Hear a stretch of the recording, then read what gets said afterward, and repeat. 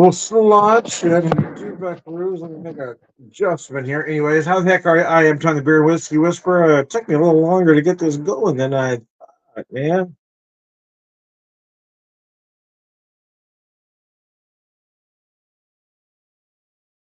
Let me see. Make some adjustments here. I think we're all right. Anyways, I digress. Let me change that real fast.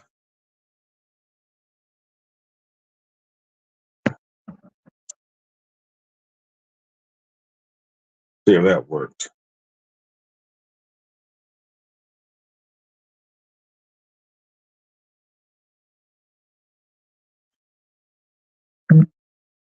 There we go. Anyways, I think I am Tom, the beer and whiskey whisperer for the purposes of this video. Anyway, I've got a beer that I forgot about actually. Yeah, I forgot about it, man. It got buried in the back of my fridge.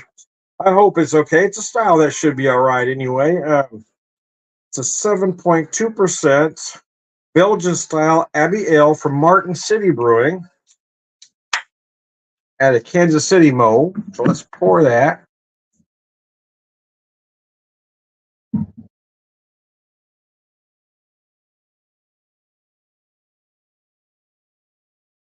City glass.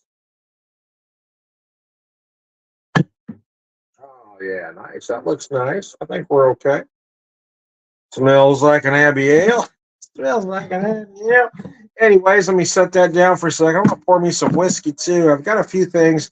Since I went with Kansas City on the beer, I thought I'd go with Kansas City on the whiskey as well. Well, Kansas City adjacent. Kansas City is.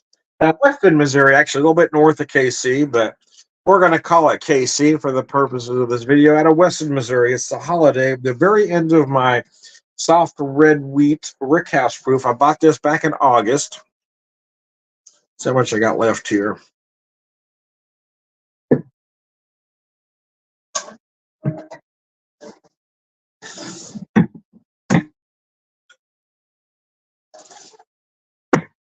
Ounce in there. I have an ounce left. So a quarter maybe. Seems a shame to leave anything. We're just gonna pour it all, whatever we have left here. Yeah, about 2.5 ounces there.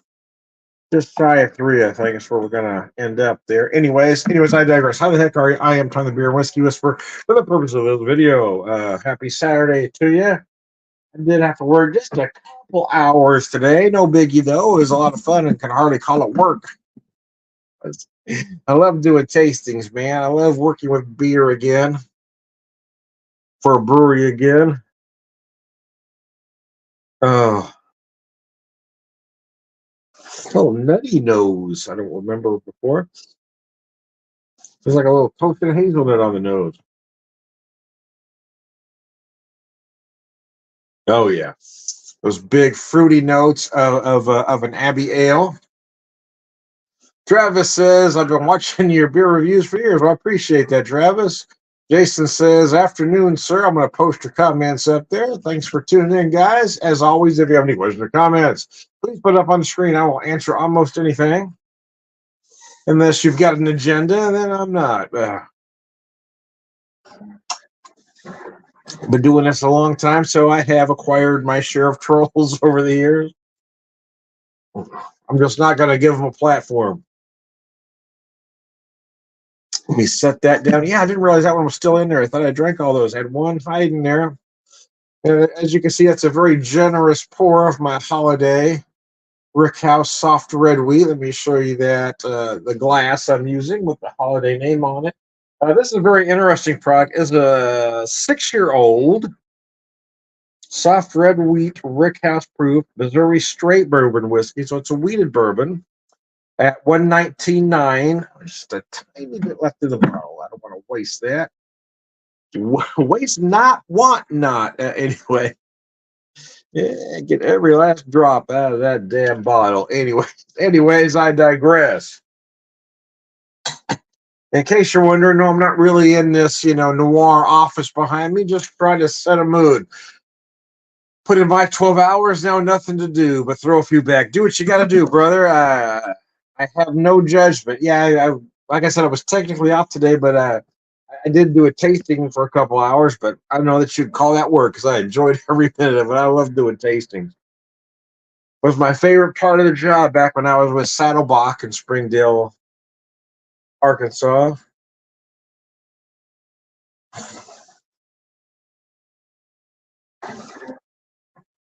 But now with Banter Brewing, yeah, I love doing those tastings, man. They're fun. I love dealing with the people. The different reactions, right? Some people are happy to have a sample. Some people try to avoid you like the plague because they think you're going to try to sell them something. Hell, of course, I'm trying to sell you the beer, man, but I'm not, it's not a hard sell. Hey, I'm just offering you a sample. If you want to go your own way after that, go your own way. I'm just telling you what I have. I'm letting you sell yourself. If you think that's something you're going to enjoy, buy a 4-pack or 6-pack. If it's not, that's okay. You took a shot. You took a sample. You tasted. No harm, no foul on either side.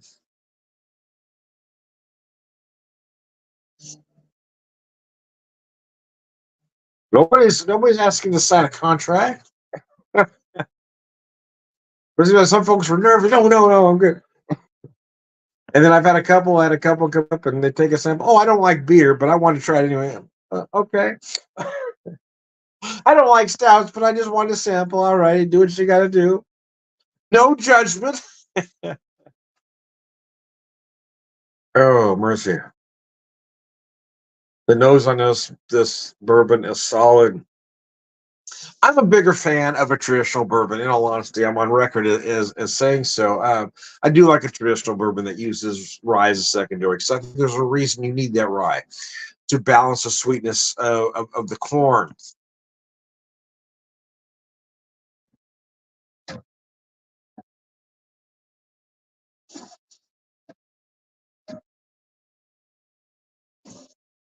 Uh, but wheated bourbons are very popular, and they do soften the body. They come out a different way, but it does make for a sweeter bourbon.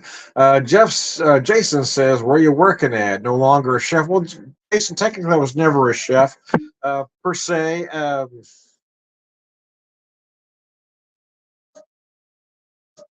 If you want to talk about schooling and training, anyways, I've been working for Banner Brewing for about a year and a half.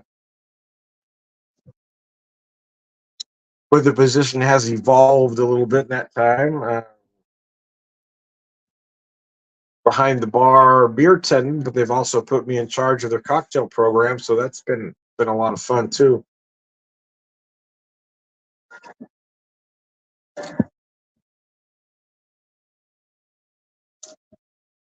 Yeah, that was a big difference between this one and the regular bourbon at Rick House. Is this one is a lot sweeter, but you do get enough oak and enough spice in the finish to balance it. But wheated bourbons tend to be a lot sweeter. I think that's why some folks prefer them. But for me, I love that traditional bourbon. Again, there's a reason you need that rye to balance that corn sweetness. The wheat doesn't do that. It kind of adds to it, but it does soften the body some. That's why I don't advocate wheated bourbons in use of an old fashioned because you're taking an already sweet drink and making it sweeter.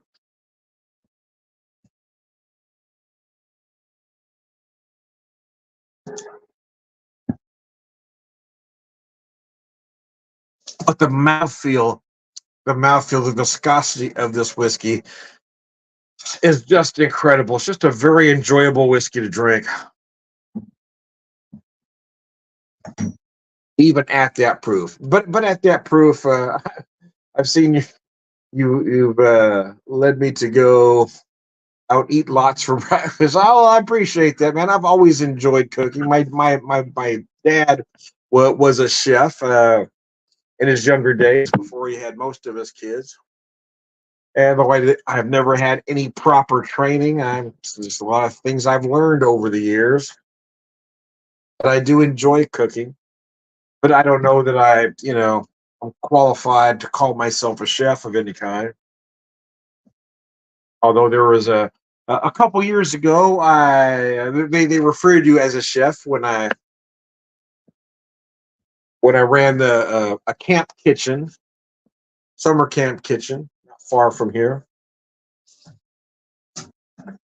That was kind of enjoyable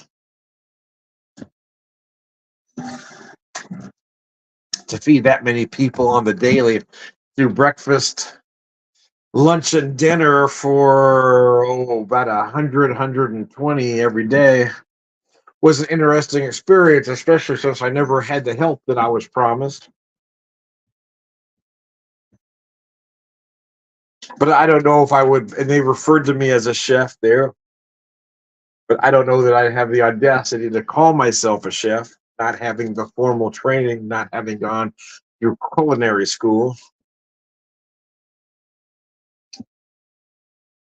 But again, some of us have our training in different ways, don't we? A lot of on the job training, a lot of just life. Chef is one of those interesting titles. I don't know. It seems to be a title that you get from going to culinary school, but there's a lot of folks with the title of chef that didn't. I don't know. I don't think that's a title you can call yourself, though.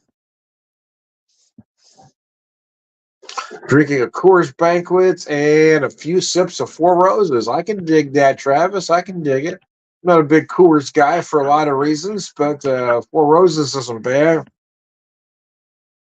When I was a kid, my dad ran a catering truck business, and a business then is different than what it is now. It was basically going to the construction sites in the 70s in California and feeding a lot of hungry construction workers. But Dad was so good at what he did and had such a bond with these folks that a lot of them would come over on their days off and help me out with projects. So it wouldn't be unusual on a Saturday to see, between 10 and 20 construction workers come over and do a small project and then hang around and drink beer afterwards. And we had a beer fridge out in the garage. And Dad was an Olympia drinker at the time, and although it became a bargain beer in the 70s, Olympia was a premium beer. It wasn't a bargain beer. It was on tap at a lot of places. And friends would come over and bring whatever beer they drank. Olympia, Bud, Pabst, whatever. The only beer Dad would not allow, even in the garage, was Coors. He would not allow Coors on his properties. And you take that scab beer, so it always referred to Coors as scab beer because they were non-union, you see. And I don't know how things are now, but at that time, that was the only non-union brewery. But he wasn't going to allow that scab beer on his property, man. He wouldn't allow anything else. And he'd probably judge you for it. He'd make some jokes, but he'd allow you to have it. But you were not to bring Coors onto the property. He was very adamant about that. And he would say it kind of jokingly, but he was serious. He would not allow Coors on the property. You're not bringing that scab beer in my yard, he'd say. That scab beer will not enter my garage. He made him stand out on that, whatever they call that. I can't remember what the name for it was now. There on the other side of the sidewalk.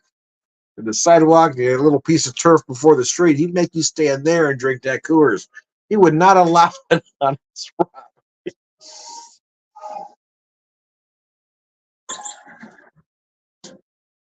And initially, some folks would think he was kidding, but he wasn't. You could not bring Coors out of the property, man. He wasn't playing. Yeah, he would keep calling it Rocky Mountain piss water. Dad always referred to it as Rocky Mountain Panther piss. Rocky Mountain piss water with Dad say. My dad always called it Rocky Mountain Panther piss. You can have that. Take that scab beer, that Rocky Mountain Panther piss. I had to throw in that Panther in there because they were in the mountains, you see. Take that Rocky Mountain Panther piss. Oh, yeah. No scab beer. Take that scab beer. Dad was very much pro-union. Even though he wasn't running his own business, he was very pro-Teamster, and he had a Teamster sticker on the back of the catering truck. Would not cross the picket line.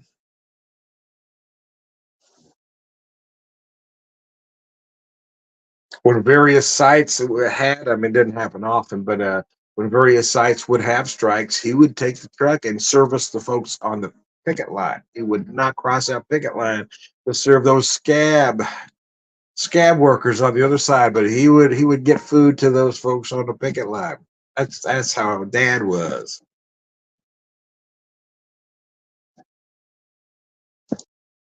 He certainly had some faults, but boy, he had some integrity too. And I admire those things that he would not cross that picket line. He would make sure those folks on the picket line got fed, even if they couldn't afford it. He'd get them fed.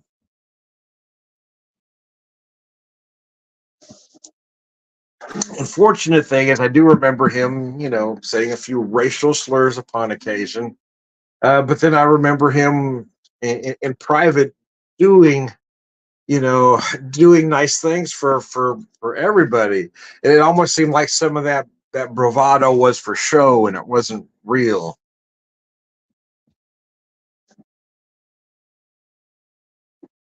Get to the catering house at about 3:30 in the morning. Sometimes you'd have some homeless folks out there, and Dad would say something about the bums over there. But then, while he thought nobody was looking, Dad would make sure those bums had food. Right?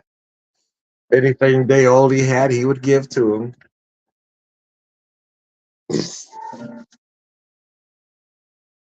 It's complicated, man. I guess you might say. I think it was a kind of a, oh, what's the word I'm looking for? He was a product of the times, I guess.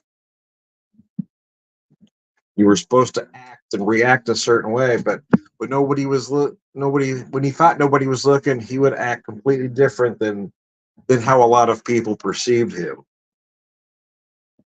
That gave me another glimpse. I'd always get upset when I hear him say certain things, but when I saw him do those things, I said, okay, I think this is the real Dad. That other Dad is just for show. That other person was just for show for those people, but he's going to do the right thing. So I live in Ohio, but now from Virginia. Oh, I live in Ohio now, but from Virginia. I can't get Schlitz here. Well, I can't get Schlitz here anymore either. I'm close to Dayton, 45 minutes, and no one seems to be able to get it. Is it around your way? Now, I can't get Schlitz here anymore either. I used to be able to, but it's no longer available to me in my neck of the woods. But I'm going to be later this year. I'm going to be in Columbus, Ohio. So let me know how close that is to you. Maybe we can meet for a beer at some point.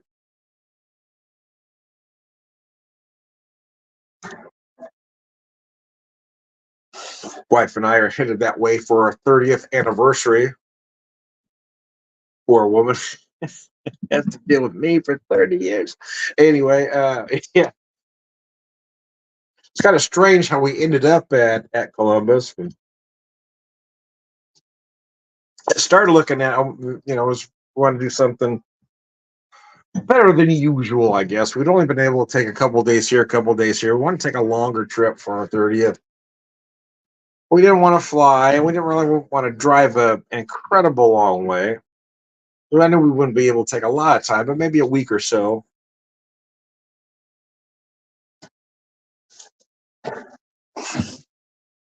So I was looking at romantic locations in the country within the parameters we were looking for, and I kind of had it narrowed down to uh, New Orleans and New Orleans, Louisiana, and Savannah, Georgia. And when I was telling them it had narrowed down to two properties, one at each place. And I was going over each one with my wife, and did you have a preference to those subjects? She says, either one, go ahead, just do it. And I was about ready to hit, reserve when she says, I have an idea. So, okay. And she'd mentioned that Columbus, Ohio was third in the country for thrift stores. The other two were Los Angeles was number one, which, neither one of us had any desire to go to California. And two was Atlanta, Georgia, and three was Columbus. But after looking at certain things, kind of narrowed it down to Columbus is probably the best one for us to visit.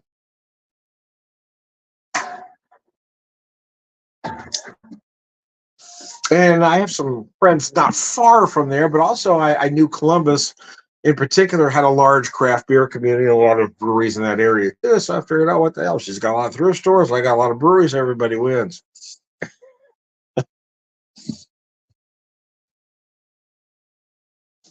You're about an hour and a half away. Okay. Yeah, I've got another friend who said about the same thing. He was about an hour and a half away from here.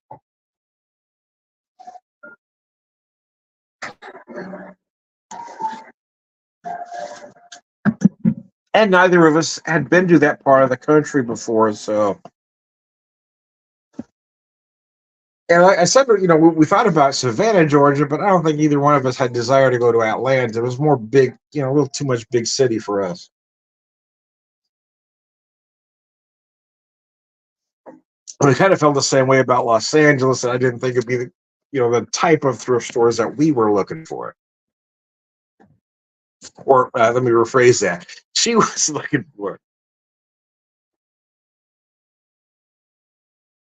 I mean, I grew up in the area, so it would have been a little bit of reminiscing for me, but I really didn't have any desire to go back, to be honest with you.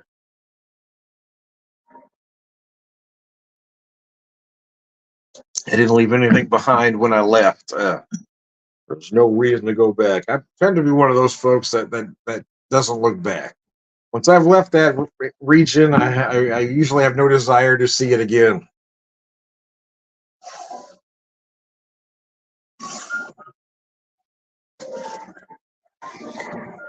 It's not necessarily that I've cut ties in particular. It's more of just moving forward and not moving backwards. As my dad would say, I'm not looking up a dead horse's ass. No reason to look backwards.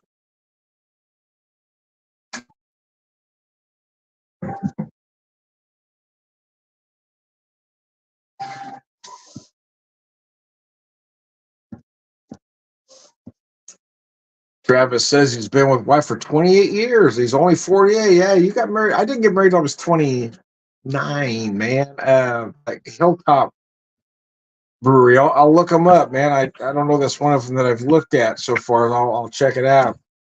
Yeah, we hit 30 this year, and I turn 59 next Friday.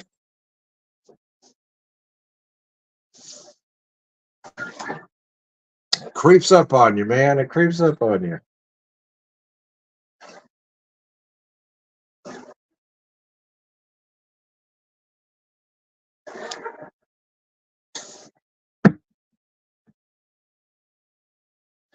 So, anyways, yeah, I'm looking forward to going out there because, like I said, I've never been in that neck of the woods before.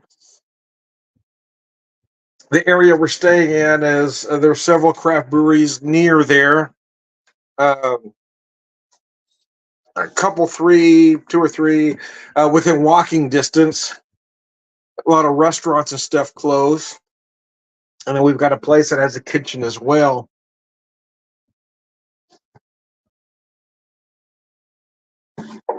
And although even though I do like to pick places that have a kitchen, I don't typically do a lot of cooking, but it is nice to have it there. We tend to do dinner back at our room, which is usually kind of sort of a charcuterie board of some kind. But we like having the ability to do so, just having a nice, easy meal back where we're staying.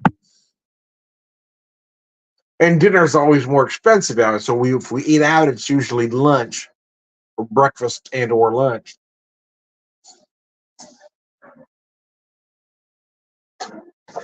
And we have the last meal back at the room.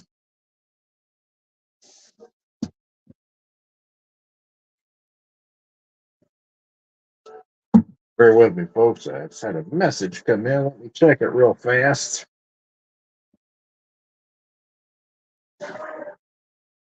On my other device. Oh, good Lord. My friend just sent me a message that said Greg from Greg's Beer Reviews just passed away. Damn. Oh, I don't know that he was much older than I was, to be honest with you. Wow. That's crazy. We've never met in person. Well, we've known each other on social media for quite some time. So I am sorry for his passing.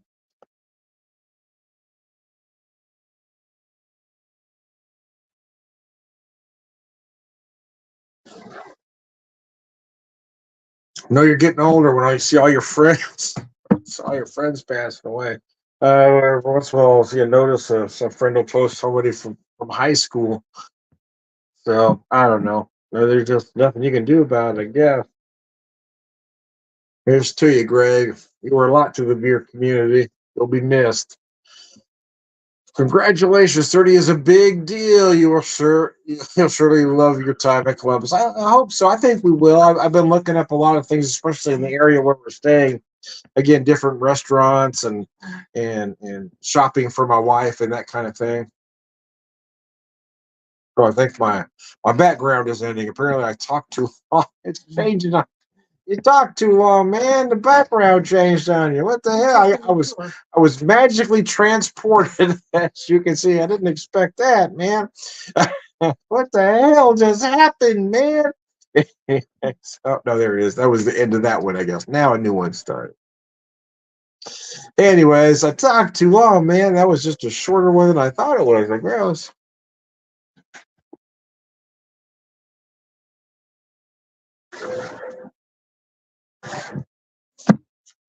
fuck nuggets and gravy. Anyways, I digress.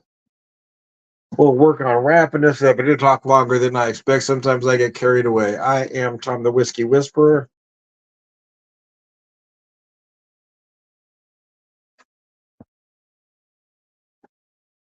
And that's good. Whiskey Evangelist, prolific whiskey drinker, purveyor of wisdom, and I'm also Tom the Beer Whisperer. Beer Evangelist, prolific drinker, purveyor of wisdom, and all around good guy, Sláinte. Hey, thanks, Travis, and everybody that tuned in. And I'm really sorry to hear about Greg, man.